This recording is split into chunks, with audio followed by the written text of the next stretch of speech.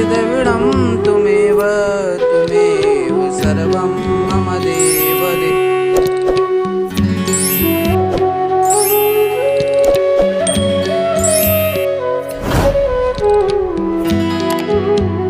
ओम जय गुरुदेव हरे। प्रभु जय गुरुदेव हरे। अधम उदाहरण कारण, अधम उदाहरण कारण, संतन रूप धरे। ओम जय गुरुदेव हरे। ओम जय गुरुदेव हरे। ओम जय गुरुदेव हरे। अधम उदाहरण कारण, अधम उदाहरण कारण, संतन रूप धरे। ओम जय गुरुदेव हरे। आदित्यः वसु रुद्रः विश्वे देवा मरुतः तिलकं ते पृच्छन्तु धर्म कामार्गसिद्धये। गुरुर्ब्रह्मा गुरुर्विष्णुः गुरुर्देवो महेश्वरः गुरुर्साक्षात् परब्रह्म तस्मै श्री गुरुवे नमः। वसुदेव सुतं देवं कंस चाणूरमर्दनं देवकी परमानंदं कृष्णं वन्दे जगद्गुरुं। सर्वोपनिषदो गावो दुग्धा गोपालनन्दना पार्थो वत्स सुधीर्भोक्तः दुग्धं गीतामृतं महत्। बोलिए कृष्ण कन्हैया लाल की जय। अकारण करण करुणावतार भक्त वांछा कल्पतरु पीतांबरधारी श्री श्याम सुंदर, जिनकी असीम कृपा से आप और हम एक बार पुनः बहुत ही पवित्र भाव में बैठकर अपने जीवन में श्रीमद् भगवद गीता को आत्मसात करने के लिए पुनः इस YouTube चैनल के माध्यम से एक दूसरे के सन्मुख आ चुके हैं। श्रीमद् भगवद गीता के कई श्लोक एक साथ लिखे गए, जिसमें प्रथम अध्याय का 38वां और 39वां श्लोक एक साथ लिखा गया और उनको दोनों को जोड़कर उसका भावार्थ भी पूरा होता है। इसलिए आज हम और आप दो श्लोकों का उच्चारण एक साथ करेंगे और दोनों श्लोक के उच्चारण में जो आज हमारे यजमान श्रीमान प्रदीप कुमार सिंह, प्रदीप कुमार राठौर जी, उनको भी आशीर्वाद मिले। आज हम दोनों श्लोकों का वर्णन आपके सामने करेंगे और दोनों श्लोकों का भाव भी आपको सुनाने का प्रयास करें। आइए एक बार हम उच्चारण करें और एक बार आप हमारे साथ साथ उच्चारण करें। यद्यपेतेन पश्यन्ति, यद्यपेतेन पश्यन्ति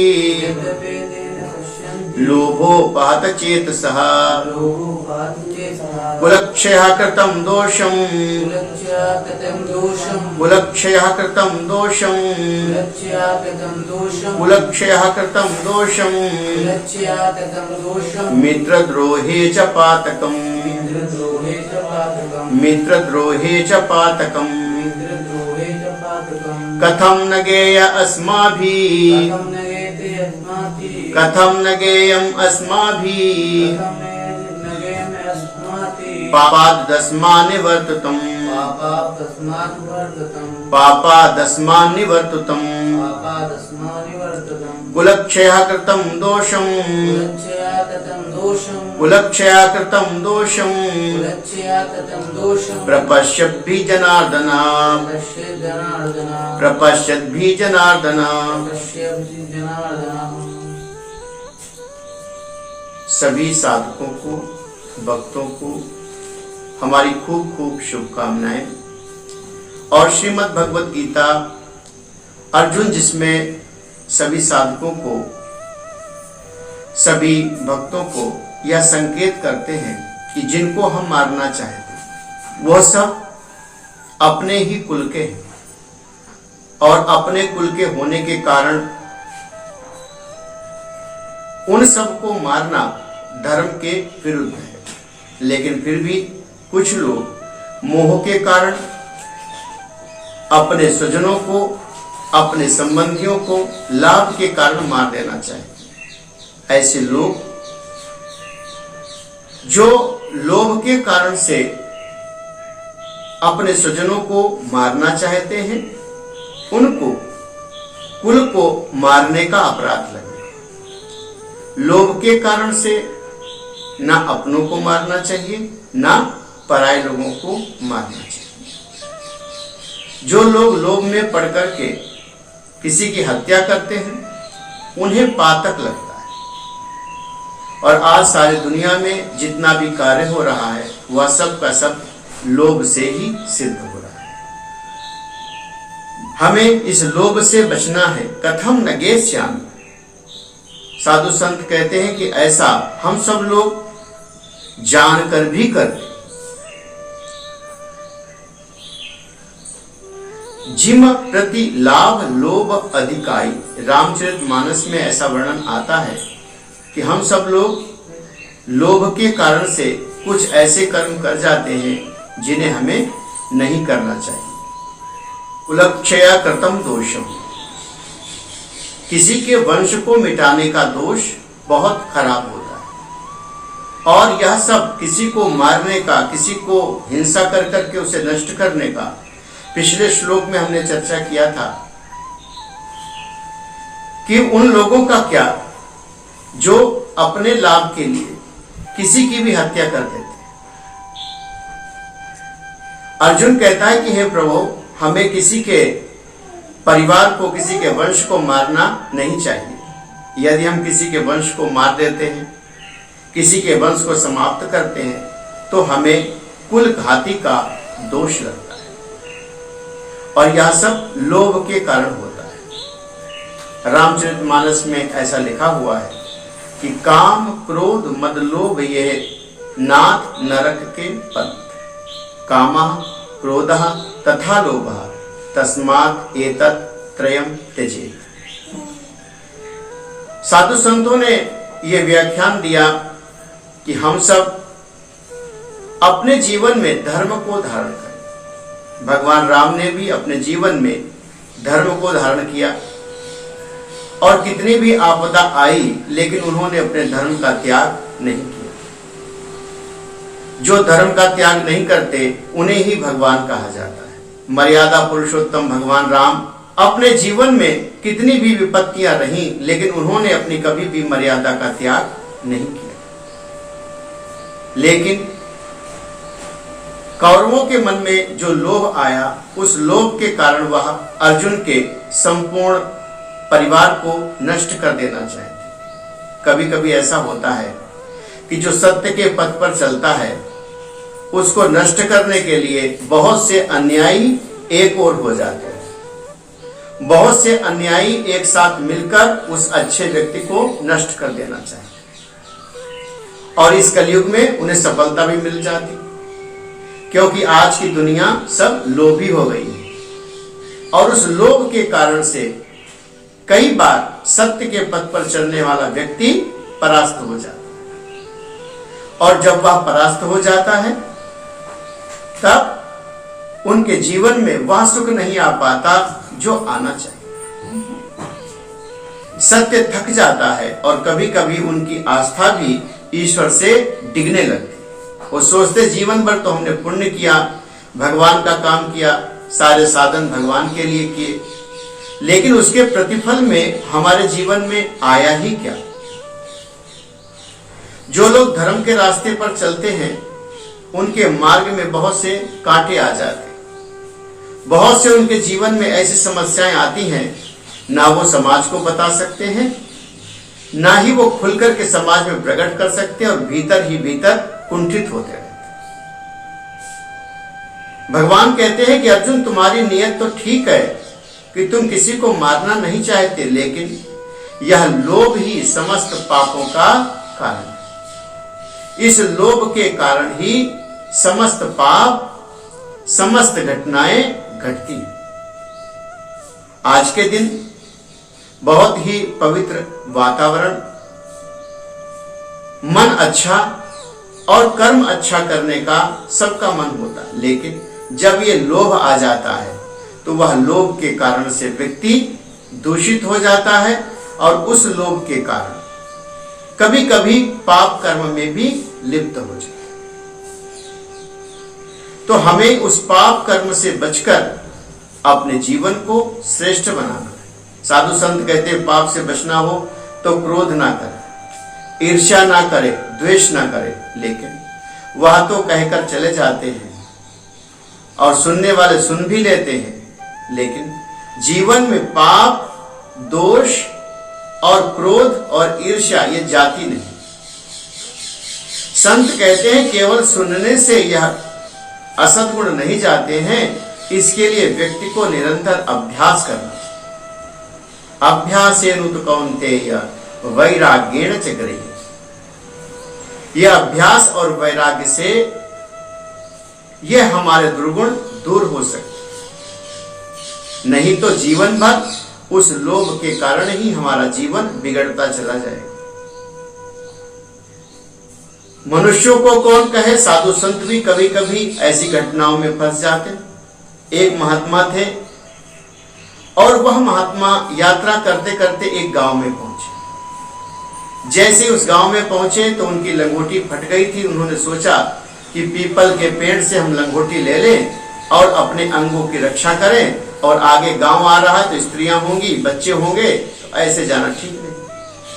तो उन्होंने पीपल के पेड़ से वह लंगोटी उतार दी, और जैसे ही वह लंगोटी उतारी, पहन रहे थे, गांव वाले आ गए। गांव वालों ने कहा कि हे साधु, ये लंगोटी जो तुम पहन रहे हो यह ठीक नहीं है, पुरानी है, हम तुम्हें गांव से नए कपड़े की लंगोटी ला देते। महात्मा राजी हो गए, प्रसन्न हो गए, और वह उस लंगोटी को नए गांव वालों के कहने से पहन लिया। या करते करते दोपहर हो गई तो महात्मा ने जाने की इच्छा व्यक्त की। तो गांव वालों ने कहा अभी जाओ मत, दोपहर का समय हो गया है, 2 रोटी खा लो फिर चले जाना। तो महात्मा 2 रोटी खाने के लिए रुक गए। लोगों ने सेवा करना प्रारंभ कर दिया, बहुत सेवा किया, बहुत सेवा किया। महात्मा को सांझ हो गई तो बोले रात में यहीं रुक जाओ। महात्मा वहीं रुक गए। रुकने के बाद लोगों ने रात में सत्संग सुना। अब लोगों ने खुशामद किया कि अब गुरुजी तुम्हें जाना नहीं, यहीं रहो। तो वो वहीं रहने लगे। रहते रहते 2-4 दिन बीता। गांव वाले भोजन बनाकर लाते रहे। एक दिन गांव वालों को आलस आ गया। सोचा कि महात्मा के लिए रोज मेहनत करनी पड़ती है। पास में ही राजा का खेत था, तो 4-5 बीघा खेत में उनकी एक कुटिया बना और कहा महात्मा अब इस कुटिया में रहो, जब तक भोजन ला पाए तो लाए, बाकी राशन ला करके देने लगे। महात्मा अब अपने आप बना करके खाने लगे। दूध की दिक्कत थी तो एक गाय को ला करके रख दिया। जैसे ही गाय को ला करके रखा तो महात्मा गाय को लगाते, फिर उसका गोबर साफ करते। कुछ दिन तो गांव वाले खेती किसानी करते रहे, लेकिन जब वो थक गए तो थकने के बाद उन्होंने क्या काम किया, महात्मा को भी 1-2 बैल और एक हल ला करके दे दिया। तो महात्मा जो भजन करते थे, अब दिन भर वो खेती पाती का काम करने लगे। फिर राशन इकट्ठा होता, फिर उसे बाजार में बेचने जाते, कुछ रुपया बच जाता तो फिर वो अपने पास इकट्ठा करने लगे। धीरे धीरे करते करते 5 वर्ष बीत गए। राजा एक बार अपने राज्य में घूमने निकला तो क्या देखता है कि हमारी जमीन को कोई एक साधु जोत रहा है। तो राजा ने अपने मंत्री से कहा कि इस साधु को हमारे महल में बुला करके ले आओ। जैसे ही उस साधु को बुला करके अपने महल में लाया गया, सामने से देखते हैं वो साधु आया। जैसे ही साधु आया तो उस साधु को देख करके राजा ने पूछा कि तुमने हमारा खेत क्यों जोता। साधु बोला गांव वालों ने कहा इसलिए जोत लिया।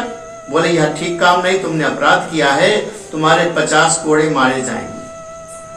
महात्मा प्रसन्न हो गया, हंसने लगा, नाचने लगा और कहने लगा कि हे महाराजा, हमको 50 नहीं 100 कोड़े मारे जाएं। और यह कहकर उसने अपनी लंगोटी खोलकर फेंक दिया और नाचने लगा। तो राजा ने कहा क्या हुआ? बोले बस महाराज कुछ मत पूछो, थोड़ा सा लालच, थोड़ा सा लोभ आ गया था। अगर हम गांव वालों से यह लंगोटी स्वीकार न करते, फिर 2 रोटी स्वीकार न करते, तो ये इतने बड़े पाप में हम नहीं पड़ते। लंगोटी खोल दी, भागता चला गया। राजा पीछे पीछे, महात्मा आगे आगे, फिर किसी की पकड़ में नहीं आया। अर्जुन भगवान से कह रहा है कि हे प्रभु, ये लोभ के कारण हम किसी अपने की हत्या ना करेंगे। हमको कुटुंब के मारने का कुल दोष लगेगा, और कुल दोष लगने से हमारे वर्ण की जो स्त्रियां हैं उनसे संतानों का दोष होगा और हमारा सारा वंश विकृत हो जाए, बिगड़ जाएगा।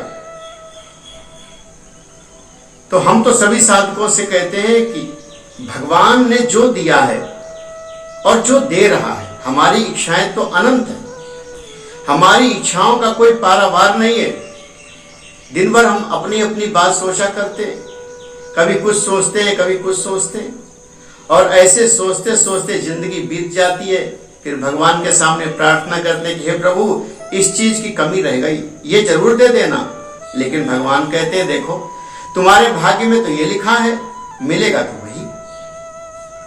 और भाग्य को बदलने का एक सुंदर साधन है कि जीवन में पुण्य का कर्म। धन चाहते हैं तो धन का दान करें, अन्न चाहते हैं तो अन्न का दान करें, सेवा चाहते हैं तो सेवा का दान करें। तो ऐसी परिस्थिति में जब हम सेवा का दान करते हैं, अन्न का दान करते हैं, तब बहुत समय के बाद वह फल हमें वापस प्राप्त होता है। आप देखते होंगे किसी किसी के परिवार में 5-5 बेटे होते हैं और 5 सरकारी नौकर हो जाते हैं, बहुत सा धन आता है, बहुएं खूब सेवा करती। वह सब इस जन्म का नहीं है, पूर्व जन्म का है। और भगवान ने तो अपनी गीता में कहा है कि बहुना जन्म नामांते ज्ञानवान मां प्रपद्यते। तो जो कुछ भी हम करके आए हैं वह तो इस जन्म में मिलने ही वाला है। अब कहीं सुख मिलता है, कहीं दुख मिलता है, कभी सर्दी लगती है, कभी गर्मी लगती है, कभी भूखे रहना पड़ता है, कभी बहुत भोजन मिल जाता है। तो हर स्थिति को पाकर, उसका आदर कर कर, उसे स्वीकार करके हमें अपने जीवन को आगे बढ़ाना, क्योंकि यह लोभ तो हमसे पाप कराएगा ही। जिस जिस लोगों को लोभ सताया, उन्होंने कहीं न कहीं पाप किया और फिर पाप के कारण उन्हें दुख उठाना पड़ा। और एक जन्म का नहीं, बहुत से जन्मों का हम और आपको कर्म फल लेकर के यात्रा करनी पड़ रही है। और उस कर्म फल की यात्रा से हमारा जीवन कभी कभी सुखी हो जाता है और कभी कभी दुखी मालूम होता है। तो ऐसे सुख दुख के बीच में हम अपने जीवन को कैसे जिए, अर्जुन भगवान से पूछता है। भगवान अगले श्लोकों में जीवन जीने की कला भी बताएंगे, लेकिन अभी अर्जुन की बात को सुनकर भगवान मंद मंद मुस्कुरा रहे हैं कि अर्जुन, तुम्हारे मन में क्या है? तो अर्जुन बार बार यही कहता है कि प्रभु, थोड़े लाभ के लिए हम अपने स्वजनों को न मारेंगे। यह बात विगत कई श्लोकों में अर्जुन कह चुका है, और आज उसने ये बात कही है कि यदि हम ऐसा पाप करते हैं तो हमारी स्त्रियां दूषित हो जाएंगी, और अगर स्त्रियां दूषित हुई तो हमारे घर में वर्ण शंकर संतानें होंगी, जो आगे चलकर हमारे कुल को कमजोर कर किसी प्रकार के सुख को, भोग को हम प्राप्त नहीं कर पाएंगे। तो यदि हमें अपने जीवन में सुख को प्राप्त करना है, सुख और दुख 2 शब्द हैं। पीपल के पेड़ के नीचे, आम के पेड़ के नीचे हजारों व्यक्ति बैठते हैं और क्या कहते हैं? बहुत सुख मिला, आनंद आ गया। क्यों? क्योंकि वो तेज धूप से चलकर आ रहे हैं तो पेड़ की छाया ही उन्हें अच्छी लग जाती। लेकिन जो लोग एयर कंडीशन से निकल करके आ रहे हैं, जो लोग अभी अभी बहुत ठंडे क्षेत्र से आ रहे हैं, उनको तो पंखा भी अच्छा नहीं लगता, उनको कूलर में भी अच्छा नहीं लगता। वो कहते यहां सुख नहीं है। बोले फिर? बोले सुख तो एयर कंडीशन में, लेकिन उस किसान से पूछो, जो किसान दिन भर खेत में काम करके आया, उसके लिए पेड़ की छाया और कुएं का पानी कितना अच्छा हो। जिन लोगों के पास करोड़ों रुपया है, उनको अगर 2, 4, 10, 15 करोड़ का घाटा हो जाता है, वो आत्महत्या कर लेते। हमने कई खबरें सुनी। लेकिन जिनके पास 2 ही 4 हजार रुपए है, 200-400 रुपया है, वह सोचते हैं कि हमें 2000 रुपया और मिल जाए तो हम सुखी हो जाएं। लेकिन जिनके पास करोड़ों भरा है, वह और अरबों चाहते हैं। तो हमारी चाहत कितनी है, हमारा सुख दुख इस पर। जितना ही हमारा लाभ, जितना ही हमारा लोभ का मन होगा, उतना ही ज्यादा दुख हम इकट्ठा करें। भगवान कहते हैं कि जो कुछ भी प्राप्त है वह पर्याप्त है। जो कुछ मिल जाए, इच्छा करने को भगवान मना नहीं करते। हम भी इच्छा करते हैं, आप भी इच्छा करते हैं। और इच्छा का जन्म भी श्रीमद् भगवद गीता में ऐसे लिखा है कि संगात संजायते कामः। जो चीज हम देखते हैं उसी को मांगने लगते हैं। ऐसा नहीं कि कोई चीज हम ऐसी मांग रहे हो जिसको कभी देखा ना हो। जिन जिन चीजों को हमने देखा, पड़ोसी का घर अच्छा देखा तो घर मांगा, किसी की मोटर गाड़ी देखी तो मोटर गाड़ी मांगी, अच्छा भोजन देखा तो अच्छा भोजन मांगा। बिना देखा और बिना समझा तो हम मांगते ही नहीं। तो जो कुछ हम देखते, सुनते, स्पर्श करते, वही चीजों को हम मांगने लगते। तो भगवान क्या कहता है कि संगति से जो कुछ इच्छा प्रकट होती है, उस इच्छा को ईश्वर से कहना चाहिए और उस पर पूरा श्रम करना चाहिए। और श्रम करने के बाद ना मिले तो दुखी नहीं होना चाहिए। कहते हैं जो इच्छा पूरी ना हो, उस इच्छा का ही त्याग कर देना चाहिए। कभी कभी हमारी इच्छा भी पूरी नहीं होती। हमारा मन था कि थोड़ा वातावरण बदला हुआ है, लाओ हम हिमाचल चले जाएं, थोड़ा मन बदल जाएगा। लेकिन तब तक हिमाचल वालों की चिट्ठी आ गई, बोले कि अभी आप महाराज जी ना आना, यहाँ लैंडस्लाइडिंग हो रही है, यहाँ पर पहाड़ गिर रहे हैं, पता नहीं कौन सा रास्ता कब ब्लॉक हो जाए, पता नहीं कौन सी घटना घट जाए, इसलिए अभी रुक जाओ। तो हमारी भी इच्छाएं पूरी नहीं होती। लेकिन यह मन अगर है तो इच्छाएं तो करेगा ही। इच्छा करते रहे और भगवान के चरणों में समर्पित करते रहे और भगवान से कहते रहे कि हे प्रभु, तन मन धन जो कुछ है सब तेरा, तेरा तुझको अर्पण, क्या लागे मेरे। इच्छा करना तो हमारा काम है, पूरी करना न करना आपका और हमारे पुण्यों का काम है।